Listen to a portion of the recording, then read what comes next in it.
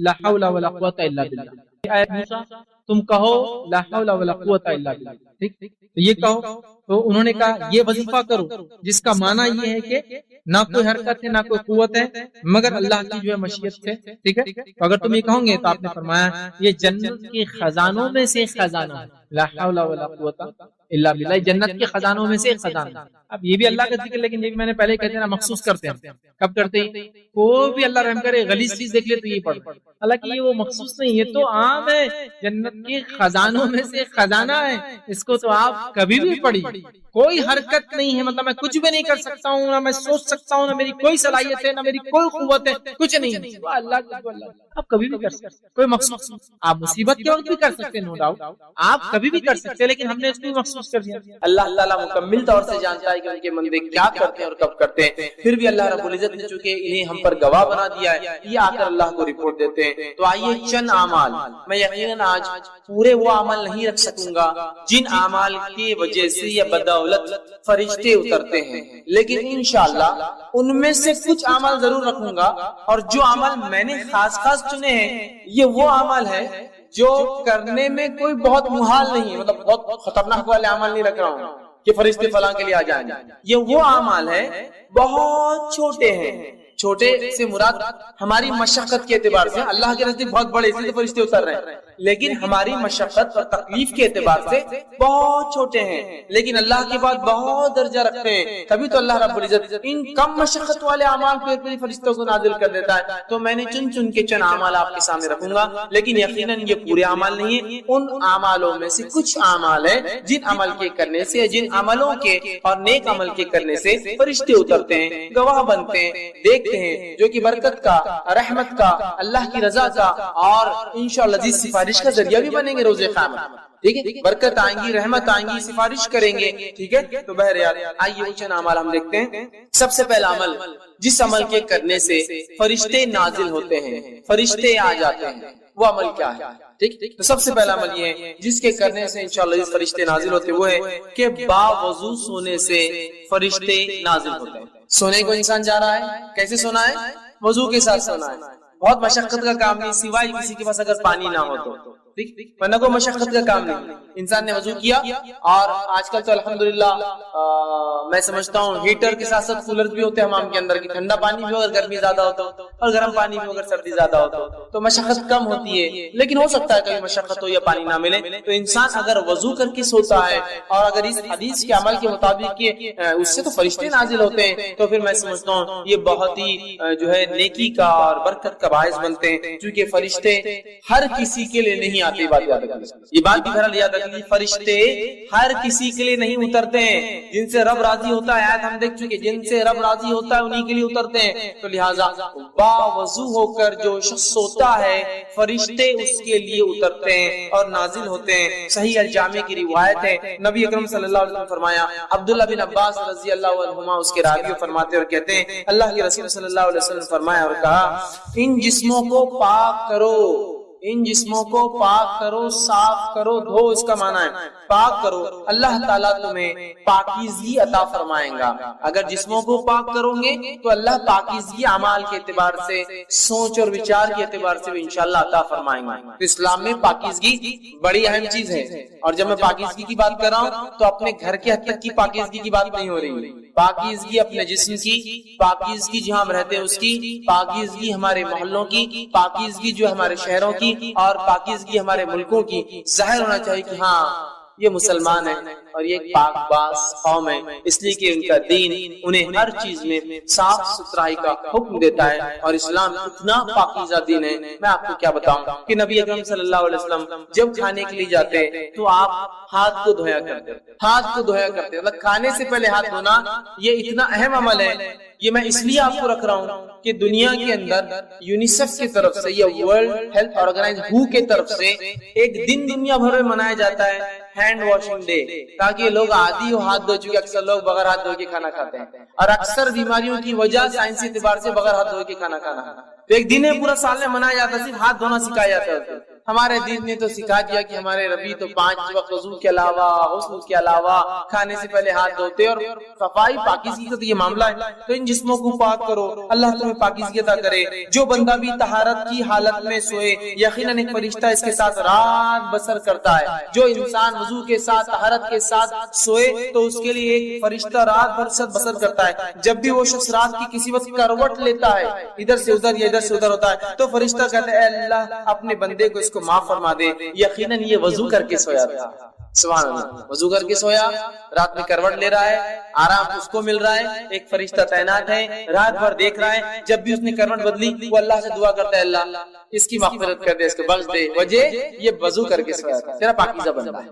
دیکھیے کتنی بڑی بات ہے، صرف وضو کر کے۔ اور یہ وضو کر کے سونا یاد رکھیے اس حالت میں بھی ہے کہ اگر آپ کو غسل نہ بھی ہو تو، اس لیے کہ وضو ایک مستقل عبادت ہے، غسل ہونا نہیں ہونا ایک دوسری چیز ہے۔ حالانکہ غسل اگر نہ ہو تو وضو سے آپ عبادت نہیں کر سکتے، لیکن وضو خود عبادت ہے۔ نبی اکرم صلی اللہ علیہ وسلم جنابت کی حالت میں ہوتے، جنوبی ہوتے، لیکن آپ جب اپنے بیویوں سے ملتے تو سونے سے پہلے آپ نے فرمایا اگر غسل نہ کر سکے تو وضو کر لیا کرو، اس لیے کہ جنوبی مطلب جو آدمی جنابت کی حالت میں ہوتا، بیوی سے ہم بستری کیا ہوتا ہے، فرشتے اس سے دور بھاگتے ہیں، لیکن وضو کرنے سے نزدیک آ جاتے ہیں۔ تو وضو کر کے آپ وضو مستقل عبادت ہے، تو وضو کا معمول رکھیے، وضو سے سویا کیجئے، غسل ہو نہ ہو، عورتیں ناپاکی کر لیکن وضو کر کے سوئے۔ حدیث میں وضو کرنے والے کی فضیلت ہے۔ انسان جنابت کی حالت میں وضو کر کے سوئے، اس لیے کہ وضو کرنے والے کی کروٹ پر فرشتہ کھڑا ہے، انتظار کر رہا ہے، کروٹ بھی وہ دعا کر رہا ہے، فائدہ تو ہمارا ہم نہیں لے رہے اور ایک فرشتہ ہمارے لیے مغفرت کی دعا کر رہا ہے۔ تو یہ مخلوق اللہ کی بڑی پاکیزہ مخلوق ہے، اگر یہ دعا کرتے ہیں تو یہ عمل کوئی معمولی اللہ کے نزدیک نہیں ہے، بڑا اہم عمل ہے۔ وضو کا عادت بنا لیجیے، دن ہو رات ہو، وضو ٹوٹے کہ دوسرا وضو کر لیں، وضو ٹوٹے کہ دوسرا وضو، ایک عادت بنا لیجیے تاکہ انشاءاللہ جس موت بھی آیا تو وضو کی حالت میں انسان چلے جاتے۔ تو بڑی اہم چیز یاد رکھیے، تو وضو کا معاملہ رکھیے۔ اور ان لوگوں کے لیے اس میں بہت بدبختی کی علامت ہے جو طہارت سے دن میں بھی رہتے تو رات میں کیا وضو کر کے سوئیں گے، بدبختی ہے نا، ظاہر سی بات ہے، ایسے لوگوں کے لیے فرشتے تھوڑی آئیں گے، شیاطین ساتھ رہیں گے ان کے، تو ہے نا۔ تو بہرحال کتنی بڑی فضیلت وضو کی آتی ہے۔ دوسرا وہ کام جس کے کرنے سے فرشتے نازل ہوتے ہیں، فرشتے اترتے ہیں، دعائیں کرتے ہیں، اور ظاہر سے فرشتوں کا اترنا یہ بہت سارے معنوں میں لیا جا سکتا ہے۔ دعا کرتے ہیں، مغفرت کی دعا کرتے ہیں، رحمت کی دعا کرتے ہیں، برکتیں لاتے ہیں، نصرت اور مدد کرتے ہیں، ٹھیک ہے، بہت سارے معنی ہو سکتے ہیں اس کے، ان کے اترنے کی، کئی چیزیں یہ کر سکتے ہیں اگر یہ اترتے ہیں تو۔ تو یہاں دوسری چیز جس چیز کے کرنے سے حدیث میں آتا ہے کہ فرشتے نازل ہوتے ہیں، اس چیز میں سے ایک چیز ہے اہل ذکر کی مجالس، ایسے لوگ جو اللہ کا ذکر کرتے ہیں ان مجالس کو بھی فرشتے گھیر لیتے ہیں، مطلب ان کے لیے نازل ہوتے، اترتے ہیں، نہ صرف اترتے ہیں بلکہ گھیر لیتے ہیں۔ آئیے تھوڑا سا حدیث کو جو کہ بخاری کی روایت ہے، میں حدیث کے پورے الفاظ آپ کے سامنے رکھنے کی کوشش کرتا ہوں کہ کیا فائدے اللہ کے ذکر کی مجلس کے، اور اللہ کے رسول نے لعنت بھیجی ایسی مجلسوں پر جو اللہ کے ذکر سے شروع اور ختم نہیں ہوتی ہے۔ تو آئیے سنیے، بخاری کی روایت آپ سے فرماتے ہیں اللہ تعالیٰ کے کچھ فرشتے ایسے ہیں جو ذکر کرنے والی مجلسوں کو، مجلس مطلب کچھ لوگ بیٹھے اور اللہ کے ذکر سے ہر مراد نہیں کیا بیٹھ کے سبحان اللہ انشاءاللہ ماشاءاللہ کہتے رہے، بلکہ اس کا معنی یہ جہاں بھی اللہ کا ذکر ہوتا ہے بات، تو آپ فرماتے ہیں ذکر والوں کو تلاش کرتے ہوئے جو ہے راستوں میں گھومتے پھرتے رہتے ہیں۔ جب وہ کسی ایسی جماعت کو، ایسی مجلس کو پاتے ہیں جو اللہ کا ذکر میں مصروف ہوتی ہے تو وہ ایک دوسرے کو پکار کر کہتے ہیں آ جاؤ جو کام کے لیے آئے تھے یہاں ہو رہا ہے۔ اللہ فرشتے اپنی پیٹرولنگ پہ نکلے ہوئے گھوم رہے ہیں، تلاش کر رہے ہیں لوگ، جیسے ان کو اپنے ٹارگٹ آڈینس مل گیا فوراً کہا چلو سب آ جاؤ ادھر ایک کام ہو رہا ہے جس کے لیے ہم گھوم رہے تھے، پکارتے اور کہتے ہیں کہ ادھر آؤ، یہاں تمہاری حاجت جو چیز کے لیے نکلے طلب کی چیزیں وہ یہاں ہے۔ وہ اہل مجلس کو آسمانی دنیا تک اپنے پروں سے ڈھانپ لیتے ہیں اور اتنے جمع ہوتے ہیں چونکہ ان کو پر ہوتے ہیں، اور ایک پر ایک تہبت ہے پہلے آسمان تک چلی جاتی ہے ان کی جو ہے تعداد، اتنا گھیرتے ہیں اس مجلس کو کہ یہاں جہاں ذکر ہو رہا ہے وہاں سے لے کر فرسٹ اسکائی تک، پہلے آسمان تک بولے مجلس کو اپنے پروں سے ڈھانک لیتے ہیں۔ جب وہاں سے فارغ ہو کر جو ہے اللہ کے پاس جاتے، مجلس ختم ہو گئی وہ اللہ کے پاس چلے گئے اپنا کام کر کے، چونکہ ان کا کام یہی ہوتا ہے صرف ذکر والوں کی مجلسوں کو نوٹ کرے اور چلے جائے۔ تو وہ جو ہے ان کا رب ان سے پوچھتا ہے، حالانکہ اس کی سب پتا ہوتا ہے، اللہ پھر بھی ان سے سوال کرتا ہے، حالانکہ اللہ کو حاجت نہیں، اسے پتا ہے کہ کیا ہوا تھا، سوال کرتا ہے اور جو ہے وہ پوچھتا ہے، اللہ تعالیٰ کہتا ہے میرے بندے کیا کہہ رہے تھے، کیا کر رہے تھے وہ؟ تو فرشتے جواب دیتے ہیں وہ تیری تسبیح، تکبیر، تحمید اور تمجید بیان کر رہے تھے، تیری بزرگی، پاکیزگی، بڑائی بیان کر رہے تھے وہ لوگ۔ پھر اللہ تعالیٰ ان سے پوچھتا ہے کیا انہوں نے مجھے دیکھا ہے؟ کیا وہ لوگ جو میرے بارے میں اتنا کچھ کر رہے تھے کیا مجھے دیکھا ہے؟ فرشتے کہتے اللہ کی قسم انہوں نے تجھے نہیں دیکھا. اللہ تیری قسم تجھے دیکھا نہیں انہوں نے, پھر بھی کرتے ہیں دیکھا ہے. اللہ تعالیٰ فرماتا ہے اگر وہ مجھے دیکھ لے تو ان کا کیا حال ہوگا؟ پھر جب بغیر دیکھے وہ یہ سب کر رہے تھے اپنی مجلسوں میں, تو اے فرشتوں اگر مجھے دیکھ لے تو کیا ہوگا؟ تو فرشتے جواب دیتے ہیں, فرماتے ہیں فرشتے عرض کرتے ہیں اگر وہ تجھے دیکھ لے تو تیری اس سے بھی زیادہ عبادت کرنے لگیں گے. اگر دیکھ لے, جب نہیں دیکھا تو اتنی کر رہے تھے, اللہ اگر دیکھ لے تو بہت کریں گے.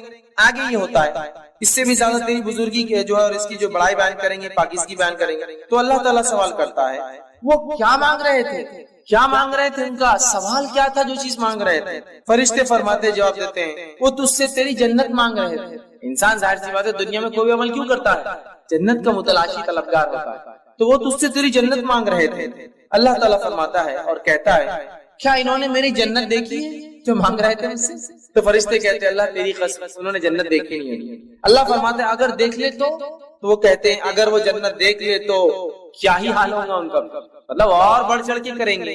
اگر ایک انسان کو یہ کہا جائے کہ یہ ملیں گا 10ویں پاس ہو جاؤ تو گاڑی دلائیں گے, گاڑی آئی نہیں آتی ابھی, تو خوشی کی لہر دوڑ. تو اللہ پوچھتا ہے کیا جنت دیکھی ہے کیا انہوں نے؟ تو وہ فرشتے کہتے ہیں اللہ تیری قسم جنت نہیں دیکھی. تو اللہ پوچھتا ہے اگر دیکھ لے تو کیا حال ہوگا ان لوگوں کا؟ تو وہ جو ہے اسے اگر دیکھ لے تو اس کے لیے ان کی حرص طلب اور شدید ہو جائیں گے. اللہ اگر تو دکھا دے تو بہت شدت سے وہ اعمال کریں گے جس اعمال کی وجہ سے تو جنت دیتا. بہت شدید طلب ان کی بڑھ جائیں گی اور اس میں ان کی رغبت اور زیادہ ہو جائیں گی. اللہ تعالیٰ پوچھتا ہے وہ کس چیز سے پناہ مانگ رہے تھے؟ چلو مان تو جنت رہتے لیکن کس چیز سے میری پناہ چاہتے تھے؟ تو فرشتے کہتے ہیں عرض کرتے ہیں وہ جہنم کی آنکھ سے تیری پناہ مانگ رہے تھے اللہ. تو اللہ تعالیٰ سوال کرتا ہے کیا انہوں نے جہنم کو دیکھا ہے؟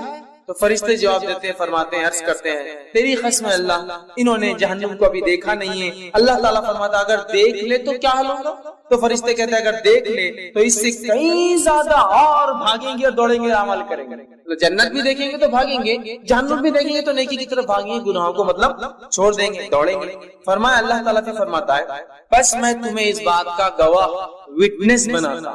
اب تم نے یہ سب کہہ دیا, رپورٹ دے دی, تو بس میں اب تمہیں اس بات کا گواہ بناتا ہوں کہ میں نے ان تمام کو جو اس مجلس میں بیٹھے ہیں بخش دیا, مغفرت.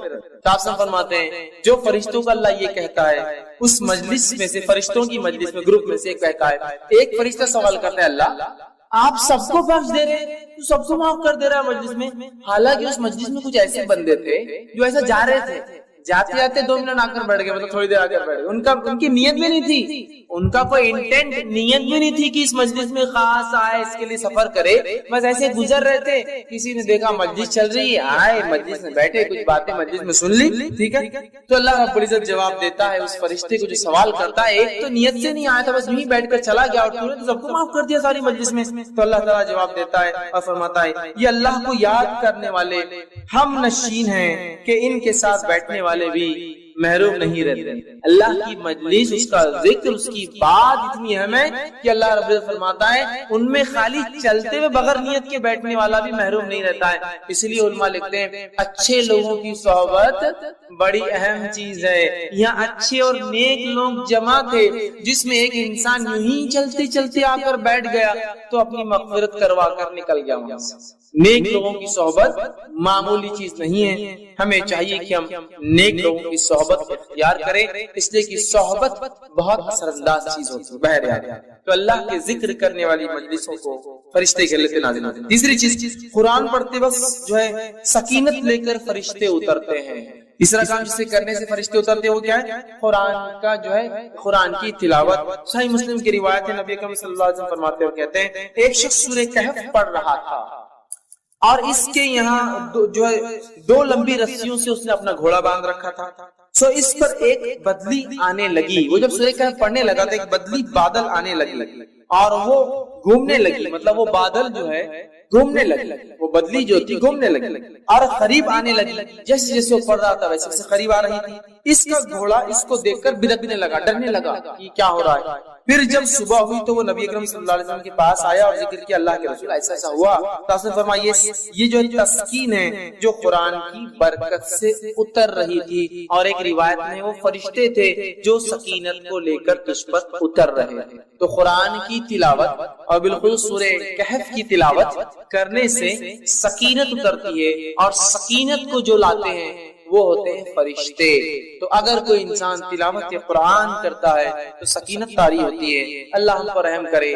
ہمارے گھروں میں تو قرآن کبھی کبھار کھلتا ہے. اگر پوچھا جائے, میں آپ سے بدگمانی نہیں کر رہا ہوں لیکن ایک عام سوال, عام بات کہہ رہا ہوں, کسی سے پوچھا ہے آخری بار قرآن کب پڑھے تھے, تو دادا کا انتقال ہوا تھا تو تب نکلا تھا. اب کب ہوگا, تو اب انتظار کر رہے ہیں, کوئی اور جائیں گے تو پڑھ دیں گے. پھر اس کے لیے یہی حالت. آخری بار کا انتقال ہوا تھا نہیں, اس کے علاوہ وہ جب گھر بنائے تھے نہ, جب پڑھ لیے تھے. اس کے بعد جب نئی دکان بنی, مطلب یاد بھی تو صدیوں سالوں کا رہتا. 10 سال پہلے دکان کھلی تو جب پڑھے تھے, پھر دادی مرے یا دادا مرے تب پڑھے تھے, پھر نئے گھر بنا تو تب پڑھے تھے. گویا قرآن صرف رسم کے طور پر رہ گیا. یا پھر خوب جھگڑا ہو جائے, اپنے حق کی بات ہو تو پھر قرآن پڑھ لیتے تھے, وہ قرآن میں لکھا ہوا ہے. اپنے خلاف ہو تو پھر نہیں, وہ سب ٹھیک نہیں, جو چل رہا ہے اس کو ماننا پڑے گا. تو قرآن سے آج دوری ہے. صرف قرآن پڑھنے والے کے لیے اگر سکینت اور فرشتے اترتے ہیں تو پڑھ کر عمل کر کے اس کو دوسروں تک پہنچانے والوں کے لیے کیا کیا نہیں ہوتا ہوں.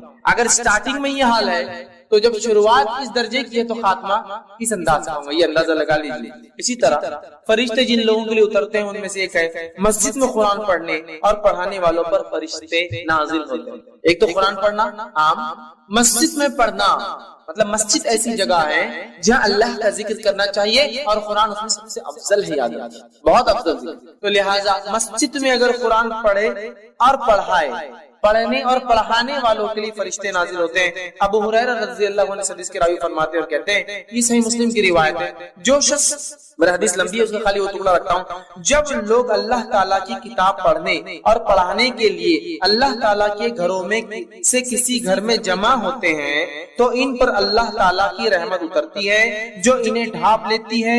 فرشتے انہیں گھیر لیتے ہیں اور اللہ تعالیٰ فرشتوں میں ان کا ذکر کرتا ہے. تو جب مسجد میں قرآن پڑھا جاتا ہے تو نتیجہ یہ نکلتا ہے کہ اس کے نتیجے میں فرشتے نازل ہوتے ہیں, تو قرآن پڑھا جا رہا ہے, اور جو ہے اس کو گھیر لیتے ہیں اور اللہ تعالیٰ فرشتوں میں ان لوگوں کا ذکر کرتا ہے جو مسجد میں قرآن پڑھتے یا دوسروں کو پڑھاتے ہیں.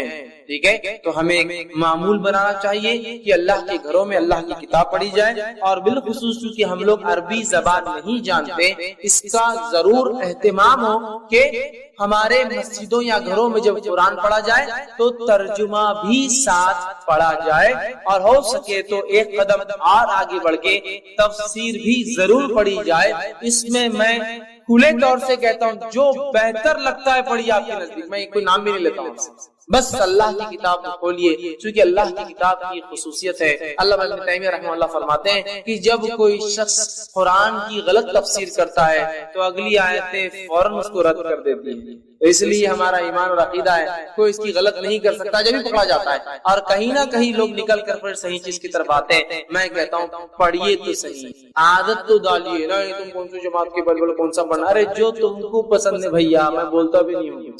شروعات تو کرو, پڑھو تو صحیح. نماز پڑھو تو کوئی یہ نہیں بول سکتا نماز پڑھو کا معنی ایکسرسائز کرو, نماز ہی بولیں گے نا. شروع تو ہو, لگو تو صحیح اس کتاب سے, تعلق تو جوڑو, حق کی طرف پہنچ جاؤں گے. لیکن حالت یہ ہے کہ کتاب کھلتی ہی صدیوں میں ہے. کسی گھر میں جا کے کہہ دیا ذرا قرآن لاؤ, بولتا رہے قرآن لاؤ, بولے تو سیڑھی لاؤ. آپ بولتے قرآن لاؤ, بول رہے مطلب سیڑھی, وہ اوپر رکھا ہوا رہتا ہے نا, وہ وہاں تو سیڑھی لگتی ہے اس کے لیے, وہ تو لیڈر کے بغیر اوپر چڑھ بھی نہیں سکتے ہم. ٹھیک ہے, سیڑھی لا کے اس کو پورا وہ آپ کے ایئر کلینر سے پورا صاف کرنا پڑتا کیونکہ صدیوں کی دھول ہے. پھر وہ نکل کے آتا اور پھر پڑھا جاتا, پھر تعریف بھی ہوتی ہے, ہمارے شگڑ دادا نے لائے تھے تب کا ہے. ارے میرے بھائی سبحان اللہ, اتنے دن کا بچہ کیوں وہ قرآن استعمال ہو کے, چونکہ دنیا کے اوراق میں پڑ جاتے ہیں, استعمال کر کے ختم کر دینا تھا, نہ لانا چاہیے تھا. رکھا کیوں کہ اللہ کی کتاب گائیڈ بک جو کتاب رہنمائی دیتی دنیا میں, اس کو اتنا صاف ستھرا کیوں رکھا. پڑھو, پڑھ کے اس کو جو استعمال کرو, اس کے اوراق ڈھیلے ہوں گے, پھٹ جائیں گے, نئے لانا پڑیں گے. اور یہ مطلوب بھی یاد ہے کہ قرآن کو پڑھنا نہیں, پڑھنے سے اس کتاب کی حالت ہو جاتی ہے. دیکھیے جو قرآن بچے طالب علم حافظ بنتے ہیں ان کے قرآن کی حالت دیکھیے کیسی جاتی ہے. پڑھنے سے اب پیچھے کا ورق پڑ جاتا, سامنے کے 4 سے پڑھ گئے, بیچ کے ورق. کیوں؟ اس لیے کہ وہ استعمال کر رہا ہے نا, اس کتاب کو یوز کر رہا ہے.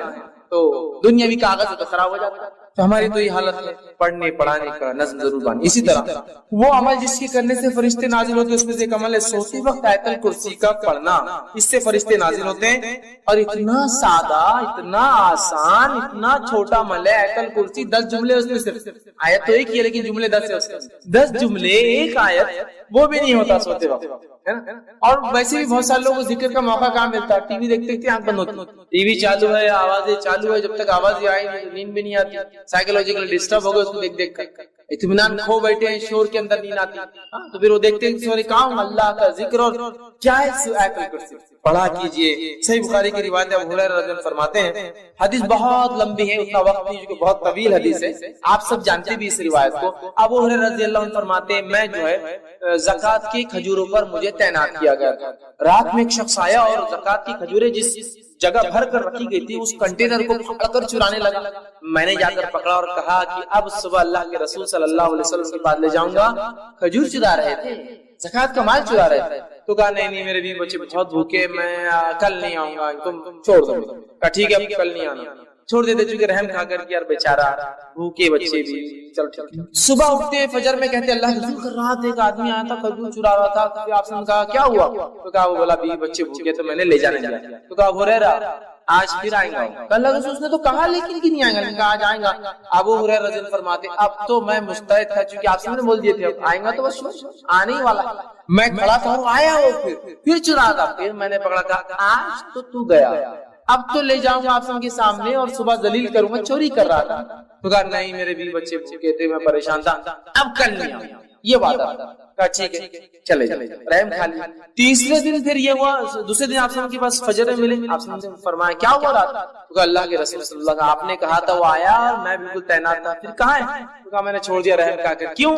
بولے وہ اس کی بیوی بچے بھوکے تھے, پھر میرے سے بڑی آہو بکا کرنے لگا, گزارش ہے چھوڑ دو. کہا ابو ہریرہ آج پھر آئیں گا. آج پھر تو کہاں جانے گا؟ تو ابو ہریرہ فرماتے ہیں میں نے سوچ لیا کہ آج تو اس کو نہیں چھوڑوں گا, گیا.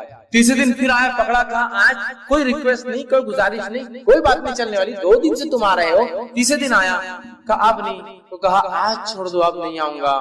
میں ایک بات تمہیں کلمہ سکھا دیتا ہوں, اگر اس کلمے کو پڑھ لو تو فرشتہ ایک آسمان سے نازل ہوتا ہے جو رات بھر فجر تک تمہاری حفاظت کرتا ہے اور شیاطین تم سے دور بھاگ جاتے ہیں. کہا کیا ہے؟ تو کہا سوتے وقت جو ہے آیت الکرسی پڑھ لینا. صبح ہوئی, فجر کی نماز پڑھی, نبی اکرم صلی اللہ علیہ وسلم ملاقات ہوئی. کہا ابو ہریرہ تمہارے خیری کا کیا ہوا, آیا تھا؟ تو کہا آج بھی آیا تھا. کہا کہاں ہے؟ تو کہا میں نے آج بھی چھوڑ دیا. تو کہا کیوں؟ تو کہا اس نے ایک کلمہ مجھے سکھا دیا جس کلمے کے بارے میں اس نے یہ کہا کہ اس کو پڑھنے سے رات بھر ایک فرشتہ اترتا ہے, نازل ہو کے حفاظت کرتا ہے. میں نے چھوڑ دیا. تو کہا ابو ہریرہ یہ بات اس نے سچ کہی ہے, اور تم جانتے وہ کون تھا؟ تو کہا اللہ اس کے رسول زیادہ جانتے ہیں, مجھے تو نہیں پتا.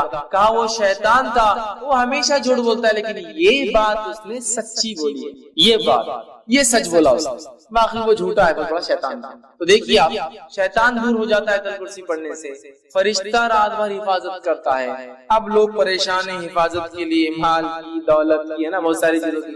آیت الکرسی پڑھی, بہت سیدھے اور سادے اصول دیے گئے. میں سمجھتا ہوں فرشتوں کی سیکیورٹی اور ان کا نازل ہونا, اس سے بڑی کوئی سیکیورٹی نہیں ہو سکتی. سمجھ رہے آپ, ان کا آ جانا, کسی کے لیے تعینات ہو جانا, اس سے بڑا کچھ نہیں ہو سکتا. لیکن اب مسئلہ یہ ہم لوگوں کا کہ بات سمجھ میں نہیں آتی.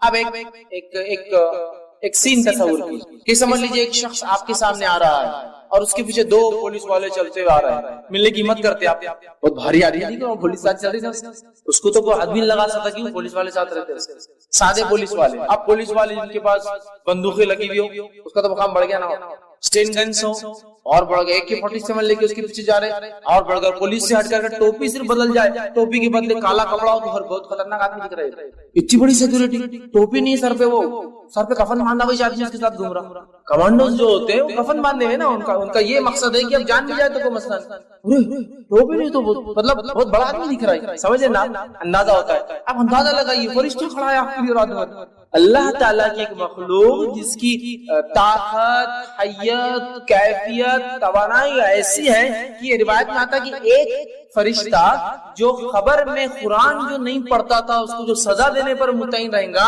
وہ ایک گز لوہے کا اٹھائیں گا سلاخ اور اٹھا کے دم مارے گا ایک آدمی پہ جس نے قرآن نہیں پڑھا تھا دنیا میں خبر میں، اتنے زور سے وہ آدمی چلائیں گا اور اس کا سر ریزہ ریزہ بن کے ہوا میں اڑ جائے گا کہ تمام مخلوق زمین و آسمان کی سوا جن اور انس کو چھوڑ کر اس کی چیخ کو سنیں گی۔ تو آپ نے کہا کہ وہ فرشتے کے بارے میں معلوم ہے تمہیں، وہ گز جو مارتا ہے وہ گز کا ویٹ کیا ہے؟ ہوا نے کہا نہیں ہم کو نہیں پتا کیسے مارتا ہوں گا ویٹ، تو کہا وہ ایک گز اگر اٹھا کر دنیا کے سب سے بڑے پہاڑ پر ماری جائے تو پہاڑ کو پاؤڈر میں تبدیل کر دے گا ذرات، اتنا ویٹڈ اور اتنا خطرناک وہ پنچ ہوتا ہے، ٹھیک ہے؟ وہ پڑیں گے گز، اور اس گز کو پہلے سے لے کر آخری انسان اور پہلے سے لے کر آخری جن سب بھی مل جائے تو اس کو ہلا بھی نہیں سکتے جگہ سے، اتنا ہیوی گز صرف ایک فرشتہ اٹھاتا ہے۔ طاقت بتا رہا ہوں کتنی ہوتی ہے، فرشتے سارے انسان اور جن بھی مل جائے تو وہ گز کو موو نہیں کر سکتے جگہ سے، جو وہ اٹھا کر ماریں گا اس کو قیامت تک۔ قرآن نہیں پڑھنے والے کا میں نے اس لیے کہا نا، دنیا میں بیڑا غرق، خبر میں بیڑا غرق، آخرت میں بیڑا غرق۔ اور بہت سے لوگ قرآن سے بڑی عجیب دشمنی پال رکھی ہے، ایسی عجیب دشمنی کہ قرآن پڑھنے کے بدلے کاٹے کھڑے ہوتے ہیں ان کے آنکھ، اور شیطان کے بدلے اعوذ باللہ من الشیطان پڑھے تو یہ بھاگ جاتا نکل، بھاگنا تو شیطان چاہیے نا، اعوذ باللہ یہ بھاگ جاتا نکل کے، قرآن پڑھے تو گمراہ ہو جاتے باہر۔ ارے میں قرآن پڑھ کے گمراہ ہو جاتے، دیکھو کتنے لوگ گمراہ ہو قرآن پڑھ کے، انہوں کیسی باتیں کرے انہوں کیسی کرے، اپن نے کچھ پڑھے نہیں، اللہ کو پوچھنے والا نہیں اپنے سے، حالت یہ ہے ہم پڑھتے نہیں، اللہ پوچھے گا بھی نہیں ہم سے، اللہ رحم کرے۔ یہاں دیکھیے آیت الکرسی پڑھ رہے فرشتہ، حفاظت سیکورٹی کے لیے، اس سے بڑی کیا بات سکتی ہے؟ آئیے وہ عمل جس کے کرنے سے فرشتے نازل، ایک عمل یہ ہے کہ ایک بابرکت رات ہوتی ہے، اس رات میں فرشتے نازل ہوتے ہیں، اور وہ رات کو کہا جاتا ہے شب قدر، لیلۃ القدر، جو کہ آج بھی ہو سکتی ہے۔ 21 گزر چکی ہے، وہ بھی ہو سکتی تھی، اور آنے والی اور 3 راتیں باقی وہ بھی ہو سکتی ہے، 25، 27 اور 29 بھی ہو سکتی ہے۔ شب قدر میں فرشتے اترتے ہیں، جس کی گواہی اللہ رب العزت نے اپنی کتاب کے سورہ قدر سورہ نمبر 97 آیت ہے جو ہے اس پورے سورے کو آپ پڑھیے، اللہ نے فرمایا اِنَّا أَنزَلْنَاهُ فِي لَيْلَةِ الْقَدْرِ، ہم نے قرآن کو لیلۃ القدر میں نازل کیا۔ وما ادراک ما لیلۃ القدر، اور مسلمانوں کیا چیز ہے جو تمہیں سمجھائے لیلۃ القدر کیا ہے؟ لیلۃ القدر خیر من الف شہر، بس تمہاری عقلوں کو اتنی بات تو ضرور سمجھ میں آ جائیں گے اور اتنا کافی ہے تمہاری سمجھ کے لیے، 1000 مہینوں سے افضل یہ رات ہے۔ تنزل الملائکۃ والروح، اور اترتے ہیں اس رات فرشتے اور جبرائیل، یاد رکھیے، اور جبرائیل علیہ السلام کا ایک نام کیا ہے معلوم آپ کو؟ روح۔ جبرائیل علیہ السلام کا ایک نام یاد رکھیے، وہ روح ہے، یاد رکھیے، نہیں تو آپ بولیں گے تنزل الملائکۃ والروح، اور ایک صاحب ایک بار تفسیر کرنے لگے، اترتے ہیں اس رات فرشتے اور بڈھے اور بڑوں کی روحیں، ملائکہ الگ ہے نا اور روح الگ ہے، تو پھر صحیح بات ہے نا۔ یاد رکھیے یہاں روح سے مراد جبرائیل علیہ السلام ہے، روح الامین بھی ان کا ایک نام ہے، جبرائیل بھی ان کا ایک نام ہے، جبریل بھی ان کا ایک نام ہے، ٹھیک ہے؟ تو روح بھی انہیں کہا جاتا ہے، روح الامین بھی کہا جاتا ہے، 4 نام ان کے قرآن میں آتے ہیں، جبرائیل، جبریل، روح الامین اور روح۔ اترتے اس رات جبرائیل سردار فرشتوں کے وہ، اور ساتھ میں پورے لے کر، اور جو ہے وہ رات اتنے فرشتے اترتے ہیں کہ مسند احمد کی روایت میں آپ فرماتے ہیں اس مبارک رات قدر کے اندر فرشتے اتنے نازل ہوتے ہیں جیسے دنیا میں کنکر اتنے نازل ہوتے ہیں۔ اور جو علماء لکھتے ہیں اس کی تفسیر میں کہ شب قدر کو قدر اسی لیے کہا جاتا ہے، اتنے زیادہ فرشتے اترتے ہیں کہ قدم رکھنے کو فرشتوں کو جگہ نہیں۔ اب اس رات کو بھی کیسے مناتے اور کیا حال ہے ہمارا، مجھے زیادہ بولنے کی ضرورت نہیں۔ پہلے تو 5 میں سے 1 ہے، تو اپنے لیے تو 1 ہی فکس ہے پہلے سے۔ انڈین لوگوں کو آکرشن کسی نے بتا دیا، یا اللہ نے وہی بھیج دی کہ تمہارے لیے 27 کہے کو محنت کر رہے تم 5 راتیں جاگ رہے، 27 کو جاگو، اور 27 کو جاگ کے پوری علامتیں فٹ کر لیتے ہو رات میں، ماشاءاللہ۔ چلو بھیا 5 جاگے تو فرق محسوس ہوگا کہ 27 کیا الگ تھی، 1 ہی جاگ کے سب کچھ فٹ کر کے اور چلو مل گیا اپنے 1000 مہینوں کو سب جاؤ اور سو جاؤ۔ 5 تلاش کرنا ہے، نبی اکرم صلی اللہ علیہ وسلم سارا آخری عشرہ جاگ کر عبادت کرتے، اعتکاف میں ہوتے، اور بیویوں کے گھر پہ کسی خادم کو بھیجتے جا کے اٹھاؤ قدر ہو سکتی ہے آج، جاگو عبادت کرو۔ نہیں 5 رات کون چھٹی دیں گا بھیا، میرے کو چھٹی کہاں ملتی، 5 راتیں کیسے میں جاؤں گا، مشکل ہے۔ ایک دن ملاقات ہو رہے، بھائی بہت آپ کی آنکھیں لال لال دکھ رہی، کیا بات ہے؟ 10 راتوں سے سویا نہیں، کیوں کیا مسئلہ ہے؟ گھر میں شادی ہے نا، کوئی معمولی چیز ہے کیا؟ ہلدی، مہندی، سانچک، رجگے، شادی، ولیمہ، جماگی، کیا کیا نہیں رہتا، اتنا سب کرنا پڑتا تو رات بھر میں جاگ رہا۔ اچھا شب قدر کی 5 وہ نہیں ہوئی، کیونکہ شادی کا ثواب شاید اس سے زیادہ ہے وہ جاگنے کا، وہ بدعتوں اور رسومات اور خرافات کرنے کا، اس لیے نہیں۔ ارے آپ بہت جاگے ہوئے دکھ رہے، 1 مہینے سے آپ جو ہے سوئے نہیں، جاگتے رہے، گھر میں بیمار ہے نا میرے، ارے ٹھیک ہے، اس کو تو مطلب بیماری کے لیے جاگ سکتے، رسومات کے لیے جاگ سکتے، سکتے, سفر کے لیے جا سکتے, خرافات کے لیے جا سکتے, پکنک کے لیے گھومنے پھرنے جانا ہے تو جا سکتے ہیں, لیکن شب قدر کی 5 رات ذرا ٹف ہو جاتا, مشکل. اس دن بزنس ڈوبتا ہوا نظر آتا, باس چھٹتا ہوا نظر آتا, نوکری جانے کا ڈر لگتا, باقی جگہ نہیں ہوتا, باقی جگہ نہیں ہوتا. اس رات اترتے ہیں, بہت بابرکت رات ہے, مبارک رات ہے. صحیح بخاری کی روایت فرماتے کہتے ہیں جس شخص نے حالت ایمان کے اندر جو ہے ثواب کی نیت سے شب قدر میں قیام کیا, عبادت کی نماز پڑھی, غفر لہ ما تقدمت من ذنبک, اللہ پچھلے گناہ معاف کر دیتا. بہت بابرکت رات.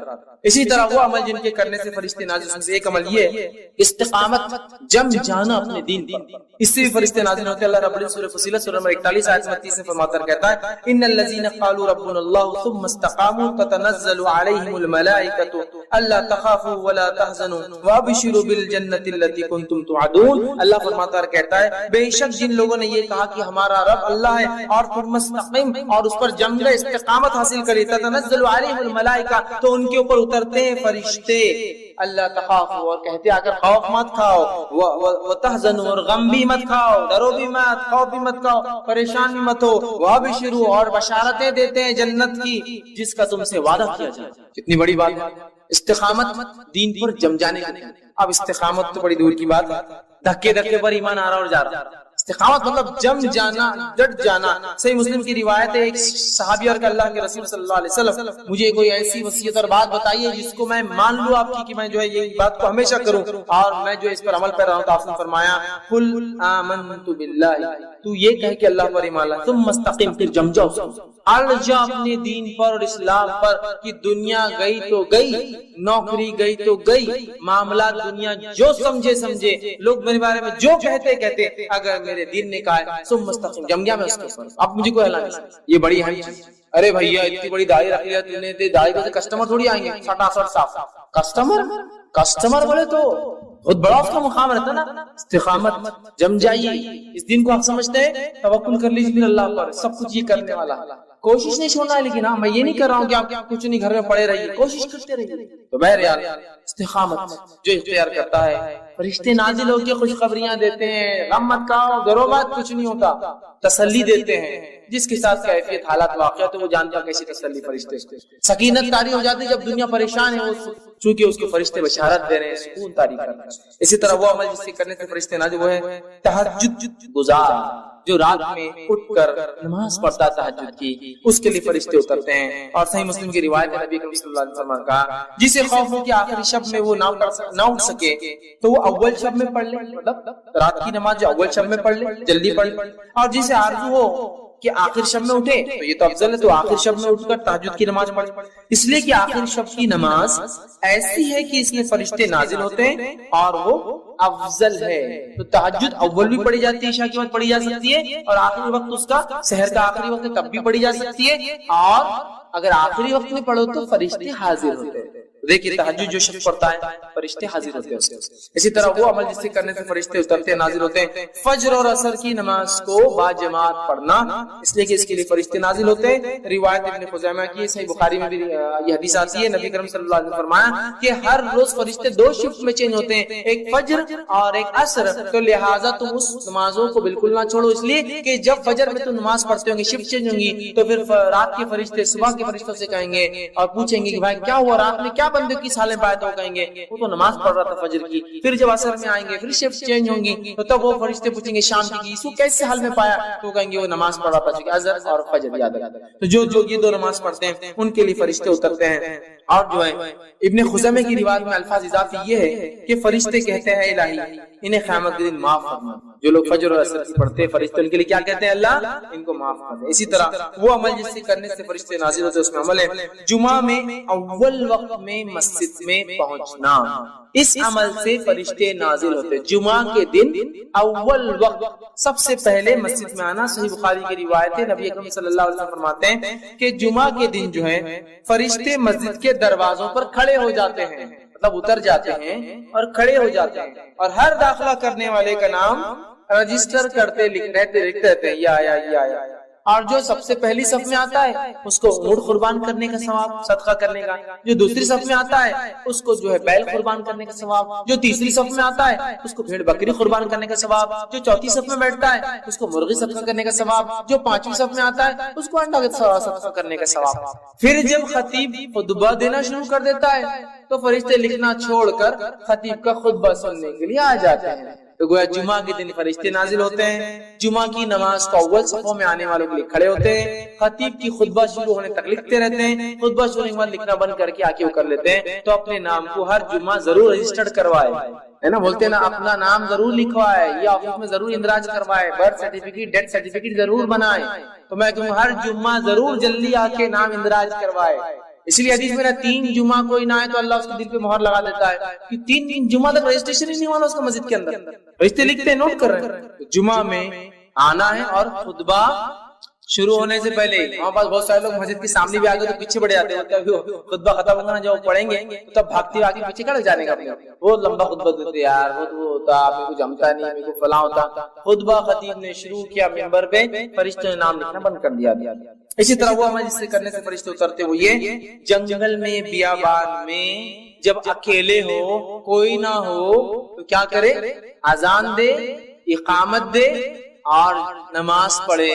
تو ایسے لوگوں کے لیے فرشتے نازل ہوتے ہیں. سنی حدیث کے الفاظ، ترغیب و ترہیب کی روایت ہے، ٹھیک ہے، طبرانی کے اندر یہ روایت آتی ہے. سلمان جو ہے فارسی رضی اللہ عنہ کے راوی فرماتے ہیں، کہتے ہیں جب کوئی شخص جنگل میں ہو اور نماز کا وقت ہو جائے تو اسے چاہیے کہ وضو کر لے، اگر پانی نہ ہو تو تیمم کر لے، پھر اقامت کہہ کر نماز پڑھے. تو اس کے جو ہے دونوں جانب فرشتے جو ہے کھڑے ہو جاتے ہیں، اور جب وہ نماز اذان دے کر اقامت دینے کے بعد پڑھے تو اس کے پیچھے فرشتوں کے لشکر جو ہے دونوں کنارے آ کر کھڑے ہو جاتے ہیں، اور اتنے زیادہ ہوتے ہیں کہ جدھر تک نظر جائے ادھر تک آگے صف بنا کر کھڑے ہو جاتے ہیں، نماز پڑھتے ہیں. اور جب وہ رکوع کرتا ہے تو وہ رکوع کرتے ہیں، جب یہ سجدہ کرتا ہے تو وہ سجدہ. جنگل بیابان میں اذان دے کر اقامت دے کر نماز پڑھے. اور یہ بات بھی یاد رکھیے، جب آپ جنگل بیابان میں نہ بھی ہو، نماز آپ کی چھوٹ جائے، مسجد میں آپ پڑھے تو اقامت ضرور دے، چونکہ اقامت کے بعد جو نماز پڑھ جائے ثواب زیادہ ملتا ہے. اذان تو ہو گئی لیکن آپ لیٹ ہو گئے، جب آپ خود کی بھی نماز اگر اکیلے بھی پڑھے تو اقامت دیں گے.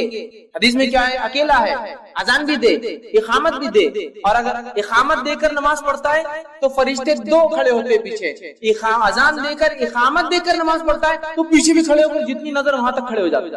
اور وہ رکوع کرتا ہے تو فرشتے بھی رکوع کرتے، وہ کھڑا ہوتا ہے تو فرشتے بھی کھڑے، اور وہ سجدہ کرتا ہے تو فرشتے بھی سجدے کرتے. کتنی بڑی بات ہے، کتنی بڑی بات ہے. اکیلے بھی نماز پڑھنا ہے انسان کو، جنگل میں بھی ہو تو پڑھنا ہے، چاند پر بھی ہو تو پڑھنا ہے، زمین کے اندر پڑھنا ہے، پانی کے اندر پڑھنا ہے، نماز پڑھنا ہے. مسئلہ یہ کہ سب کو سہولت ملنے کے بعد بھی ہم نہیں پڑھتے. یہ فائدہ تو وہی اٹھائیں گا نا جو عادی ہے، جس کو عادت ہے نماز کی. تو بیابان میں بولیں گے بھائی بے چینی ہو رہی، نماز کے بغیر نہیں رہ سکتا، ٹھیک ہے. فرشتے اسی طرح جو ہے اپنے غیر موجود بھائی کے لیے دعا کرنا، اس کے لیے فرشتے اترتے ہیں اور آمین اس کے لیے دعا کرتے ہیں. آپ سب فرماتے ہیں، صحیح مسلم کی روایت ہے، مسلمان شخص کی اپنے غیر موجود بھائی کے لیے دعا قبول کی جاتی ہے. اور آپ نے فرماتے ایک فرشتہ اترتا ہے جو مقرر ہوتا ہے، جب یہ آدمی اس کے غائبانے میں دعا کرتا ہے تو وہ فرشتہ اس دعا کو سنتا ہے اور اللہ سے ایک دعا کرتا ہے، اے اللہ جو اس نے اس بھائی کے لیے مانگا تو اس کے لیے وہ چیز دے دے.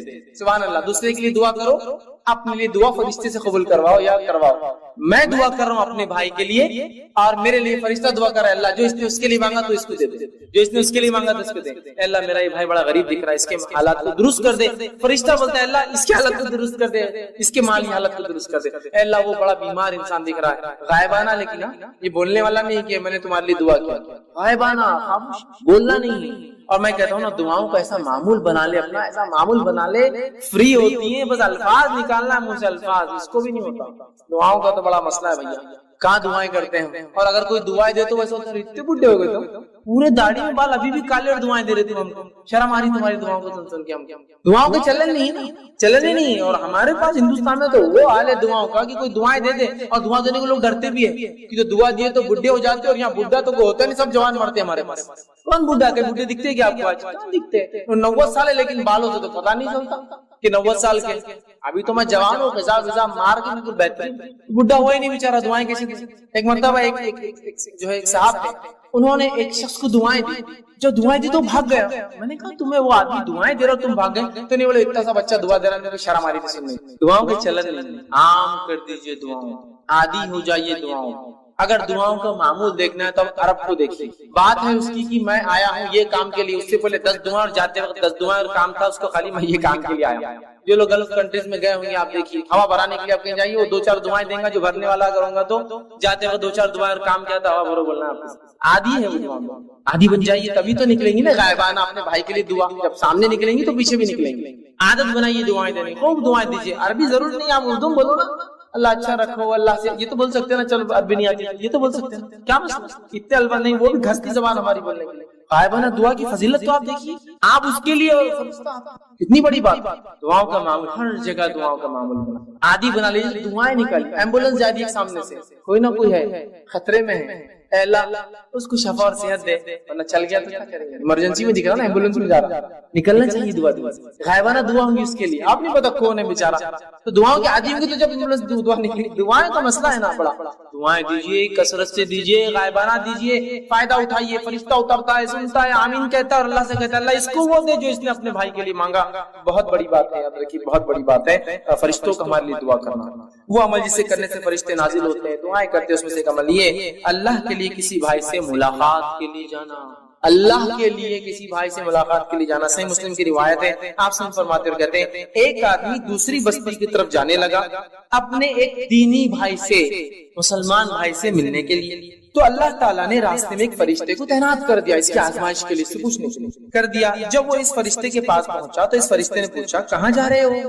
تو اس شخص نے کہا میں اس بستی میں اپنے بھائی سے ملنے کے لیے جا رہا ہوں۔ فرشتے نے پوچھا کیا تو نے اس پر کوئی احسان کیا ہے جس کی وجہ سے تو وہاں جا رہا ہے، جیسا کچھ لینا ہے اس سے، کوئی احسان، پیسے دیا ہوا تو ادھار واپس لینے جا رہا، کچھ کرنے، احسان کیا ہے؟ تو اس پر کوئی احسان کیا ہے جسے تو بڑھانا چاہتا ہے یا لینا چاہتا ہے؟ کہا نہیں، بس میں اتنی سی بات کے لیے جا رہا ہوں کہ اللہ تعالیٰ مجھ سے راضی ہو جائے، اس خاطر کیونکہ میں اس سے اللہ سے محبت کرتا ہوں اور میرا رب مجھ سے راضی ہو جائے بول کر میں اپنے اس بھائی سے ملاقات کے لیے جا رہا ہوں۔ وہ اس کا رشتہ دار نہیں، دینی بھائی ہے، ملاقات کے لیے جا رہا ہوں جس طرح تو نے رضا کی خاطر، فرشتے نے جواب دیا جس طرح تو نے رضا کی خاطر اپنے بھائی سے تو محبت کی خاطر جاتا ہے، تو وہ فرشتہ دعا دیتا ہے اور کہتا ہے کہ محبت کی ہے اس لیے تو جا رہا ہے اپنے بھائی سے، اللہ تعالیٰ بھی تجھ سے محبت فرماتا ہے، تجھ سے محبت کرتا ہے۔ فرشتہ نازل ہوا اس شخص کے لیے جو اپنے بھائی سے صرف اللہ کے لیے ملے ہے نا۔ تو یہ بھی معمول بنائیے، اپنے دوست، رشتہ